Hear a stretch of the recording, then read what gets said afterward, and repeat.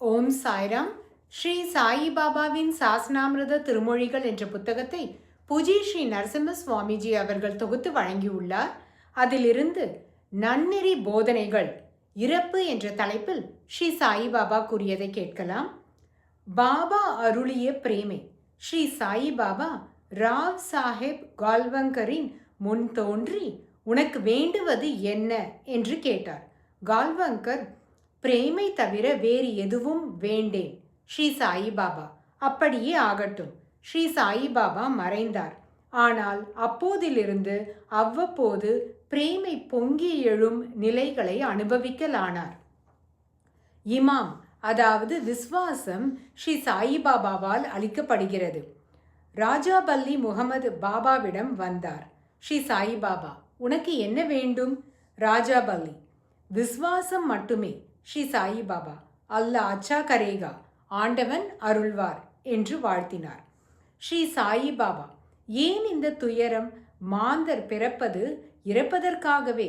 ஒரு நாள் நாம் ஒவ்வொருவரும் இறப்போம். ஸ்ரீ சாயி பாபா அப்பா குல்கர்ணியின் மனைவியிடம், இறப்பும் வாழ்வும் இறைவனின் லீலையின் வெளிப்பாடுகள், இரண்டையும் பிரிக்க முடியாது.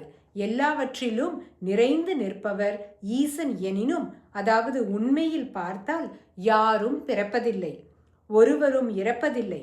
உனது அகக்கண் மூலம் பார், அப்போது நீயே இறைவன், அவரிடமிருந்து வேறுபட்டவர் அல்ல என்பதை புரிந்து கொள்வாய். நெய்ந்து போன உடுப்பை போல் இறைவனால் இவ்வுடல் தூக்கி எறியப்படுகிறது.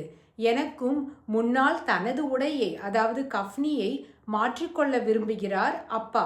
அப்பா போகட்டும், அவரை தடை செய்யாதே, உதி கேட்காதே.